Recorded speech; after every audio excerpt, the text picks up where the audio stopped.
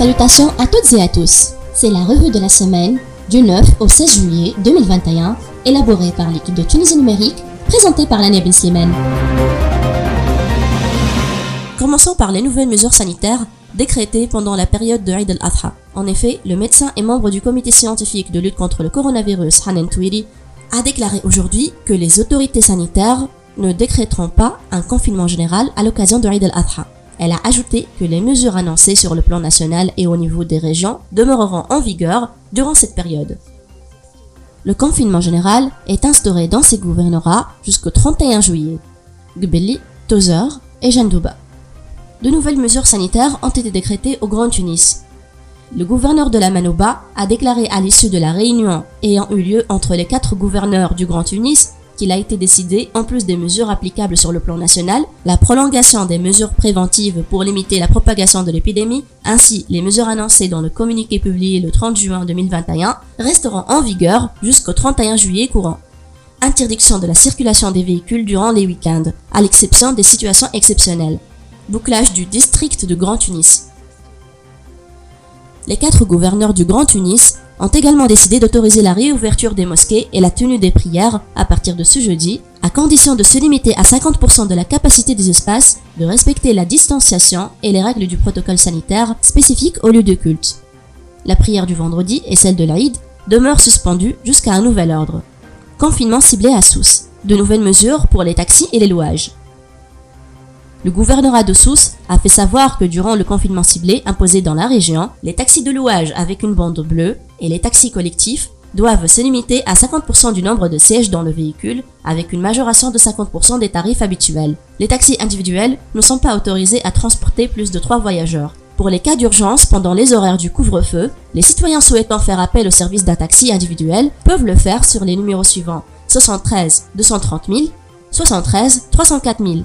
L'application du protocole sanitaire demeure en vigueur dans les différents moyens de transport d'après le communiqué du gouvernorat qui a rappelé qu'il était toujours interdit de se déplacer entre les gouvernorats jusqu'au 31 juillet 2021.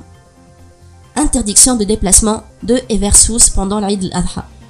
Suite à la décision annoncée par la présidence du gouvernement relative à l'interdiction des déplacements entre les gouvernorats du 8 au 31 juillet 2021, le gouvernorat de Sousse a annoncé l'interdiction des déplacements de et vers la région en question pendant la période de Eid al-Adha. Sont exemptés de cette décision les cas urgents ayant une autorisation de circulation. D'après la même source, cette décision a été prise par les autorités régionales dans le but de freiner la propagation du coronavirus. Monastir. Le comité régional propose un confinement général durant les fêtes de l'Aïd. En effet, le comité régional de lutte contre la Covid à Monastir s'est réuni sous la présidence du gouverneur et a décidé de maintenir les mêmes mesures déjà en vigueur en rapport avec le confinement ciblé instauré depuis quelques jours. Des membres du comité ont par ailleurs appelé à instaurer un confinement général dans toute la région pendant la période des fêtes de l'Aïd. Cette mesure devrait entrer en vigueur à partir de ce week-end. Coronavirus. Suspension de l'activité des crèches et des écoles maternelles. Dans un communiqué publié sur la page officielle du ministère de la Femme, le ministère a annoncé la suspension de l'activité des crèches et des écoles maternelles dans le cadre du freinage de la propagation des nouveaux variants du coronavirus pouvant menacer la santé des enfants. Il a été également décidé de reporter tous les événements, activités, clubs d'été et forums de formation à compter du mardi 13 juillet jusqu'au samedi 31 juillet 2021. Le ministère a par ailleurs souligné la nécessité d'appliquer le protocole sanitaire afin de sortir de cette crise avec le moins de dégâts possible. Scandaleux. Le maire nahdaoui de l'Aoued, Adnan Boursida, a annoncé que les 7 maires de la région de l'Ariana se sont mis d'accord pour refuser de faire inhumer les victimes de Covid dans les cimetières de leur circonscription. Il a ajouté que cette décision demeurera en vigueur tant que les autorités n'ont pas accepté d'octroyer certains privilèges financiers et autres aux agents responsables de ces opérations. Qui dit été, dit baignade familiale ou entre amis, en piscine ou en mer. Mais avec la propagation du coronavirus, nos enfants courent-ils un danger ? Dr Mohamed Douaraji, président de la Société tunisienne de pédiatrie, a précisé dans une déclaration accordée à Tunisie Numérique qu'on n'attrape pas le coronavirus en se baignant, en ce sens où la maladie ne se transmet pas d'une personne à une autre, ni par l'eau de mer, ni par l'eau des piscines. Pandémie et vaccination. Épuisement de la réserve de sang. Le chef du service de collecte de sang et de sensibilisation au Centre national de transfusion sanguine, Hamadi Akkeri, a lancé un cri de détresse concernant l'épuisement de la réserve de sang, notamment que la quantité restante est suffisante pour seulement 2 jours. Vaccination dans les pharmacies. Des déclarations contradictoires. Le 14 juillet, le président de la commission de la santé à l'ARP, Ayeshi Zamel, a déclaré que les pharmacies ont exprimé officiellement leur volonté de contribuer aux efforts nationaux de lutte contre le coronavirus. Ainsi, juste après les vacances de Eid al-Adha, les vaccins seront disponibles gratuitement en officine, conformément à un accord passé entre les professionnels du secteur et l'État. En parallèle, les vaccins continueront à être administrés dans les centres de vaccination pour vacciner un maximum de citoyens, a fait savoir le député. À peine 24 heures plus tard, Naoufel Amir, le président du syndicat des pharmaciens d'officine de Tunisie, a écarté la possibilité d'entamer le processus de vaccination dans les officines la semaine prochaine, précisant que les autorités concernées n'ont pas encore entamé les préparatifs nécessaires à cet effet. Il est à noter qu'un accord a été conclu entre le ministère de la Santé, le Conseil national de l'ordre des pharmaciens et le syndicat des propriétaires des pharmacies privées pour permettre à celles-ci de participer à la campagne nationale de vaccination. Arrivée de 85 000 doses de vaccin Pfizer. Le ministère de la Santé a annoncé l'arrivée de 85 410 doses de vaccin Pfizer dans le cadre des achats directs opérés par le ministère. L'OMS. La Tunisie a le plus fort taux de mortalité de tout le continent africain et de tout le monde arabe. Dans un entretien avec l'AFP, le représentant de l'Organisation mondiale de la santé OMS, Yves Souterrain, s'est exprimé sur la détérioration de la situation épidémiologique en Tunisie, indiquant que la Tunisie a le plus fort taux de mortalité de tout le continent africain et de tout le monde arabe. Le responsable a mis en garde contre l'enregistrement de plus de 100 décès par jour. De même, la France et le Bahreïn ont placé la Tunisie sur la liste rouge. Ceci dit, les entrées en provenance de la Tunisie seront suspendues compte tenu de la situation sanitaire alarmante sur ces territoires. Dons et aide. Réception d'un don de l'Organisation internationale pour les migrations. Le ministère de la Santé a annoncé la réception d'un don d'équipements médicaux et de matériel informatique de l'Organisation internationale pour les migrations, dans le but d'aider la Tunisie à faire face à la pandémie du coronavirus. Selon la même source, le don en question sera dédié aux hôpitaux de Tataouine. L'Algérie envoie 250 000 doses de vaccins anti-Covid. Lors d'un entretien qu'il a eu avec son homologue tunisien Kais Saïd, le président algérien Abdelmejid Tebboune a annoncé l'envoi d'un avion chargé de 250 000 doses de vaccins anti-Covid pour aider à la campagne de vaccination en Tunisie, et ce, en plus d'une quantité de dispositifs et d'appareils médicaux de première nécessité. La Turquie envoie 50 000 doses de vaccins anti-Covid. La présidence de la République a annoncé à travers sa page Facebook que la Turquie va envoyer aujourd'hui un avion militaire en Tunisie chargé de 50 000 doses de vaccins anti-Covid, ainsi que d'un certain nombre de respirateurs artificiels et de générateurs d'oxygène. La France va livrer à la Tunisie 1 million de doses de vaccins anti-Covid-19. Le ministère français des Affaires étrangères a annoncé mardi dernier que la France va livrer à la Tunisie 1 million de doses de vaccins anti-Covid-19 pour vaincre la pandémie du coronavirus. Selon la même source, la France va également fournir un don de 324 000 doses de vaccins AstraZeneca dans le cadre de l'initiative COVAX, ainsi que 800 000 doses de vaccins supplémentaires. S'ajoutent à cela des équipements médicaux et des lits de réanimation. Un don chinois de 400 000 doses du vaccin anti-Covid-19. Dans une déclaration accordée à l'agence TAP, l'ambassadeur de Chine en Tunisie a annoncé que son pays a décidé d'accorder à la Tunisie un don de 400 000 doses du vaccin anti-Covid-19, et ce suite à la détérioration de la situation sanitaire dans le pays. L'Italie envoie des aides humanitaires pour lutter contre la Covid-19. La coopération italienne a procédé sur indication de la vice-ministre des Affaires étrangères et de la coopération internationale, Marina Sereni, à l'envoi au port de Tunis de plus de 25 tonnes de matériel sanitaire pour lutter contre le coronavirus. Le roi du Maroc envoie une aide médicale pour combattre la Covid. Le roi du Maroc, Mohamed VI, a ordonné l'envoi en Tunisie de 2 avions cargo de la Royal Air Force chargés d'aide médicale. Le Koweït verse une aide urgente à la Tunisie de 5 millions de dollars américains.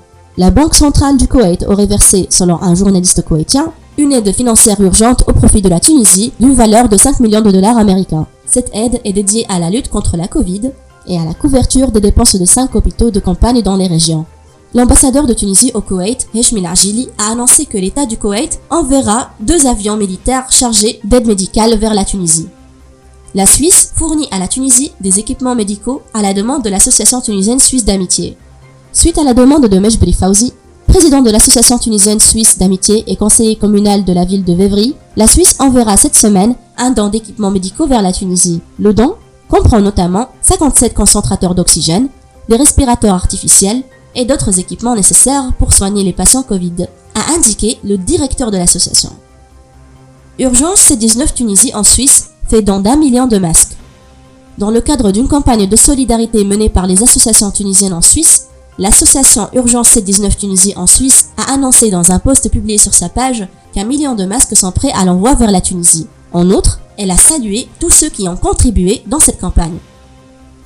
La Mauritanie envoie des aides médicales et 15 tonnes de poissons à la Tunisie. 2 avions mauritaniens transportant des aides médicales et 15 tonnes de poissons ont atterri hier à l'aéroport de Tunis-Carthage. Ce don comprend des respirateurs artificiels, des lits de réanimation et des masques chirurgicaux.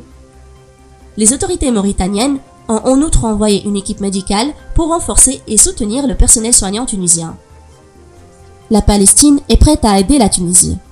Le ministre des Affaires étrangères palestinien Riyad El-Maliki a annoncé à son homologue tunisien Othman Jerandi que la Palestine est prête à mettre toutes ses capacités et son expérience médicale au service de la République tunisienne pour faire face à la propagation de la pandémie du coronavirus. Réception d'un don émirati de 500 000 doses du vaccin anti-Covid-19. Un avion chargé de 500 000 doses du vaccin anti-Covid-19 a atterri à Tunis en présence de l'ambassadeur des Émirats arabes unis en Tunisie. Il s'agit en effet d'un don émirati destiné aux établissements de santé dans le but de renforcer les efforts déployés par les autorités dans la lutte contre le coronavirus. Hichem Mechichi en visite à l'hôpital de campagne qatari. Le chef du gouvernement Hichem Mechichi s'est rendu à Benarous, accompagné par l'ambassadeur du Qatar en Tunisie, Saad Nasr Hamidi, le maire de Benarous, Ali Saïd, certains députés de la région et des responsables locaux pour inspecter l'hôpital de campagne qatari. L'hôpital installé à Benarous est entre autres équipé de 100 respirateurs artificiels et de 200 lits. Politique. Une députée Tahia Tounes fait don de 3 ambulances et 10 camions. Dans un communiqué publié sur sa page officielle, Tahia Tounes a fait savoir que la députée Sonia Lerchine a fait don de 3 ambulances et 10 camions. Selon la même source, ce don s'inscrit dans le cadre de la lutte contre la pandémie du coronavirus. Le ministère de la Santé tenterait d'effrayer les citoyens? La chef du PDL Abir Moussi a commenté dans une vidéo diffusée en direct sur sa page les mesures sanitaires prises dans le cadre de lutte contre la pandémie du coronavirus. Moussi a indiqué que le ministère a annoncé dans un communiqué rendu public sur sa page le 8 juillet 2021 avoir enregistré 189 décès. Or, cela ne correspond pas aux données publiées par les directions régionales de la santé sur leur page. Selon Moussi, les autorités ont créé cette confusion de mesures pour déprimer le peuple, estimant que les 2 présidences du gouvernement et de la République se vantent actuellement les mérites quant aux négociations diplomatiques sur les aides médicales. Kais Saïd se fait vacciner. Le président de la République Kais Saïd s'est rendu au centre de vaccination de Mnila pour recevoir la première dose du vaccin contre le coronavirus. Le chef de l'État a salué les efforts déployés quotidiennement par le personnel médical et paramédical sur tout le territoire de la République pour faire face à la pandémie de Covid-19, d'après un communiqué de la présidence. Rachid El-Ghannouchi a été infecté par le coronavirus. Il a été confirmé que le président de la RP, Rachid El-Ghannouchi, a été infecté par le coronavirus, après avoir effectué un test rapide. Le président du Parlement poursuivra son travail à distance avec le respect du protocole sanitaire. Haïkel Makki, menacé de mort? Dans un post publié sur sa page officielle, le député affilié au Bloc démocrate et président de la commission des finances à la RP, Haïkel Makki, a annoncé qu'il était menacé de mort. J'ai reçu plusieurs menaces de mort de la part des islamistes et des takfiristes. Le chef du gouvernement et ministre de l'Intérieur par intérim, Hichem Mechichi, ainsi que le parrain des terroristes, Rachid El-Ghannouchi, portent la responsabilité de ma sécurité physique, lit-on dans le même post. Une nouvelle motion de censure contre Rachid El-Ghannouchi. La députée affiliée au bloc de réforme, Nesrine Lameri, a déclaré que le bloc de réforme, le bloc démocrate, le bloc de Tahia Tounes, ainsi que des députés indépendants, ont décidé de suspendre le vote et boycotter les séances plénières si le président de la RP, Rachid El-Ghannouchi, ne procède pas à la modification de l'ordre du jour. D'après elle, il est aujourd'hui impératif que le Parlement puisse auditionner le ministre de la Santé Fawzi Mahdi et la ministre de la Justice par intérim Hasna Ben Slimane par rapport à la situation sanitaire dans le pays ainsi que le dossier du juge Bachir El-Akrami et autres dont les noms figurent dans le rapport de l'inspection générale du ministère de la Justice. Concernant la motion de censure contre le président de la RP, Rachid El-Ghannouchi, Nesrine Lameri a indiqué que des blocs parlementaires indépendants seront chargés du dépôt de cette motion au bureau d'ordre dès la collecte des 73 signatures, même s'ils ne réussissent pas à collecter les 109 signatures nécessaires. Indemnisation des Nahdaoui. Araya Al-Wataniya appelle Kais Saïd à intervenir. Via un communiqué rendu public sur sa page officielle, Araya Al-Wataniya a exprimé son mécontentement face à la demande d'indemnisation de Nahda, estimant que le mouvement islamiste cherche à faire pression sur Mechichi pour activer le Fonds pour la dignité et verser des indemnités à ses partisans qui prétendent avoir beaucoup souffert sous le régime Ben Ali. Il a qualifié cette demande de provocante et a estimé que ce comportement représente une violation flagrante de la loi. Le parti a par ailleurs indiqué que la commission des martyrs et blessés de la Révolution n'a rien à voir avec le Fonds pour la dignité, appelant à ne pas politiser cette instance. Il a ainsi appelé le président de la République Kais Saïd à intervenir pour mettre fin à ces agissements et le chef du gouvernement Hichem Mechichi à ne pas céder au chantage politique. Le mouvement a également appelé les composantes de la société civile à faire face à ce genre d'escroquerie, en particulier dans un contexte sanitaire aussi critique. Mounjir Rahwi. Ennahda a besoin d'argent pour pouvoir corrompre ses adhérents. Commentant la polémique autour de la récente déclaration d'Abdelkrim El-Harouni sur les indemnisations des Nahdaouis, le député indépendant Mounjir Rahwi a estimé que le mouvement islamiste revendique cet argent pour ces raisons. Cliquez sur le lien hypertexte dans l'article dans la version écrite de la revue de la semaine. Moustapha Ben Ahmed. Ennahda veut mettre en place un gouvernement de l'ombre. Le président du bloc parlementaire Tahia Tounes a déclaré à la correspondante de Tunisie Numérique à l'ARP que n'ayant pas réussi à faire passer le remaniement ministériel, Ennahda cherche à imposer son pouvoir d'une autre façon, à savoir la mise en place d'un gouvernement de l'ombre, à travers la nomination de consultants au rang de ministres, notamment Anour Marouf. Approbation du projet de loi sur la relance économique et la régularisation des infractions de change. Selon le communiqué publié sur sa page officielle, l'Assemblée des représentants du peuple a annoncé l'approbation du projet de loi sur la relance économique et la régularisation des infractions de change. Jemila Ksiksi. Ennahda ne permettra pas la dissolution de l'ARP. Dans une déclaration accordée à la correspondante de Tunisie Numérique à l'ARP, la députée Ennahda Jemila Ksiksi a déclaré que le boycott des sessions parlementaires et la perturbation des travaux de l'ARP tend en réalité à faire dissoudre le Parlement. Cependant, ceux qui veulent que cela arrive n'obtiendront pas gain de cause. Ce Parlement continuera à travailler qu'il le veuille ou non, a-t-elle ajouté.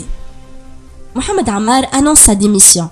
Dans un post publié sur sa page officielle, le député Mohamed Ammar a annoncé sa démission définitive du courant démocrate et du bloc démocrate. Il a exprimé son amertume face à l'interrogatoire qu'il a subi par la nouvelle direction du parti sur des questions relatives au patriotisme, y compris ses efforts pour faire parvenir au peuple des vaccins contre le coronavirus. 3 députés seront jugés pour l'émission de chèques sans provision. 3 membres de l'Assemblée des représentants du peuple sont jugés pour des crimes relatifs à l'émission de chèques sans provision, à la demande du parquet près le tribunal de première instance de Tunis, a rapporté Mosaïque FM. Sans citer les noms des députés concernés, la même source a fait savoir que les 3 accusés seront auditionnés par les instances judiciaires dès que les mesures préventives pour limiter la propagation du coronavirus dans les tribunaux prendront fin. Rachid Lakhiari fait son grand retour. Le député indépendant ancien El Karama, Rachid Lakhiari, s'est rendu hier au siège du Parlement, défiant le tribunal militaire permanent de première instance de Tunis qui a émis un mandat d'amener à son encontre. Khiari a pris des photos avec ses collègues affiliés à El Karama et les a postées sur sa page officielle. Prolongation des mesures exceptionnelles à l'ARP.